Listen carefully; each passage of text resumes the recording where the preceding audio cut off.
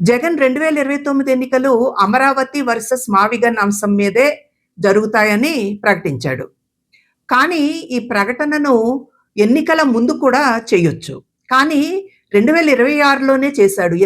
ఎందుకంటే అమరావతి పనులు ఇప్పుడు వేగంగా జరుగుతున్నాయి. రోడ్లు, భవనాలు, ప్రభుత్వ కార్యాలయాలు, కొత్త పెట్టుబడుల ప్రయత్నాలు ఇవన్నీ జరుగుతున్నాయి. ఇంకో 2.5 ఏళ్ళు ఇదే వేగంతో ముందుకు వెళ్తే 2029 నాటికి అమరావతి ఒక రూపం తీసుకోవచ్చు. అప్పుడు దాన్ని రాజకీయంగా సవాలు చేయడం చాలా కష్టం అవుతుంది.